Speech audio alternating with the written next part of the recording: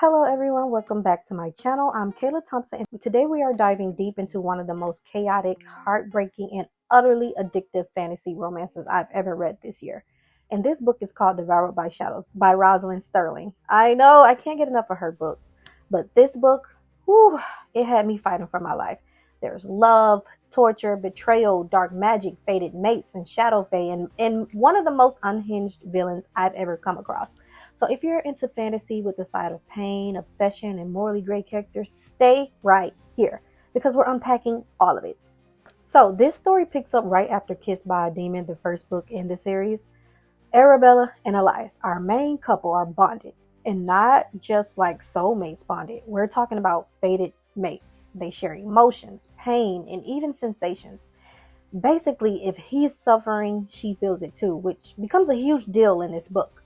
Elias, bless his heart, gives himself up to the sorcerer called Magnus to restore Arabella's lost memories.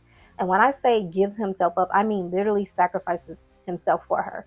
Meanwhile, Arabella's feeling everything he's going through, the pain, the fear, the despair. It's brutal, but it's also what drives her to fight for him.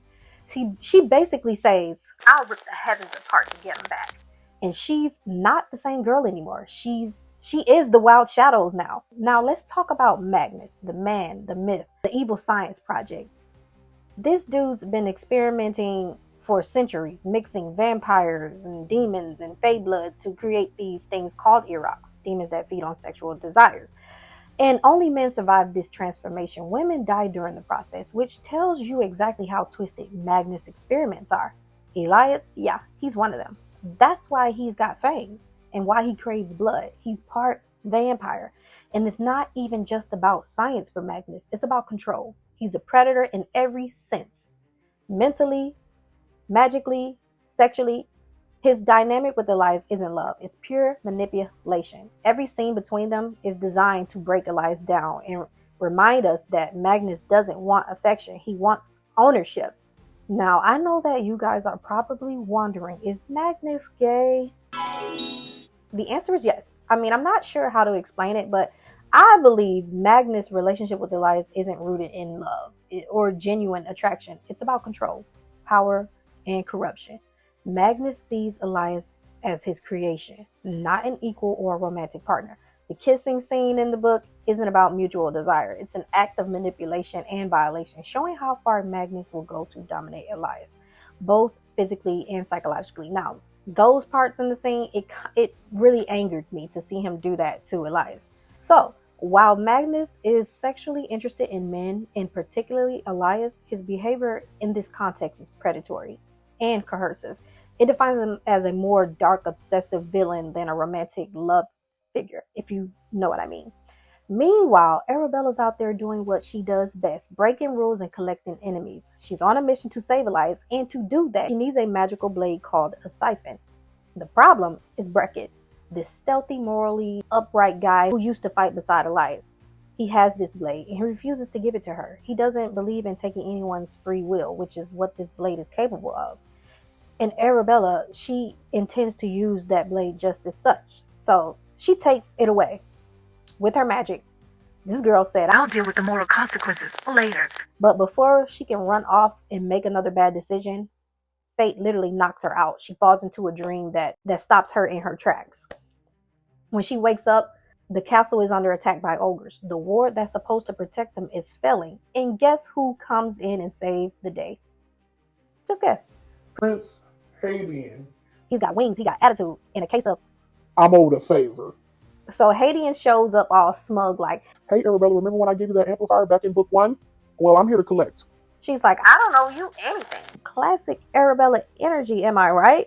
But he's not here for money or glory. He wants a map. A very specific one that can only be read by a true Shadow Fae. And he suspects Arabella might be one. This is where things get political. Turns out the Twilight Court, Hadian's family, basically wiped out the Shadow Fae centuries ago. Now he wants to find them again, but not for peace, but for power. He wants to use Arabella's connection to broker an alliance that could take down both his mother, the queen, and Magnus. Arabella, being the queen of emotional chaos and moral greatness, makes her own deal. She'll help him find the map if he helps her rescue Elias. He refuses at first because he didn't want any part with Magnus. But she manipulates him right back, convincing him that if she dies, he loses the only shot at this map. So he agrees temporarily. So off they go. Arabella, Hadian, Beckett, and Jessamine. And of course, things go to hell real quick. Magnus Irok's attacks, and they barely escape through a portal called the Abyss. Imagine a world just full of darkness, sand, and despair. That's where they end up. In the Abyss, Arabella's connection to Elias weakens. She can't find him through the bond, but the group finds a map. They find this map and realize it's leading them towards something alive, something that's been watching. Beckett opens up about what Magnus did to Elias. The torture, the transformation, the trauma. And that's when Arabella's resolve becomes unbreakable. She was like, I gotta save him. I gotta save him by any means necessary. I don't even care if it kills me. Then we get to the biggest reveal of the book. Arabella meets Prince Arden, the leader of Shadow Fae, and learns that she's one of them. Not just that, but the daughter of Princess Mila, who had a child with a mortal man, which means Arabella is a rare hybrid. Part Shadow Fae, part human, and part demon. The Everdark, this massive ancient demon, reveals he's been protecting her since birth, waiting for her to awaken her true power. He wants her to embrace her demon side fully. Arabella is faced with the ultimate moral question. Does she accept the dark power to save Elias, even if it means losing her humanity?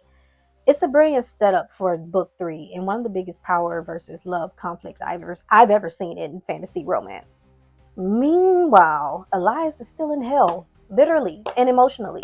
Magnus keeps torturing him, using illusions of Arabella to torment him psychologically. It's twisted and it's heartbreaking because Elias fights to keep his sanity, but by the end, he's on the edge of becoming something unrecognizable. A weapon, a monster Magnus can control.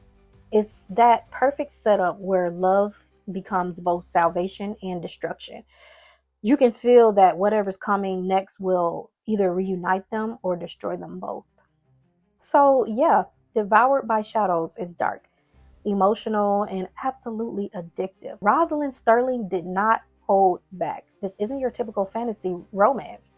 It's war, it's trauma, power, passion, all tangled up in shadows and blood. Arabella's growth from an enchantress trying to survive into a full-on force of nature is chef's kiss. And Elias, he's the tragic heart of this entire series. He's the reason I keep reading. I love him.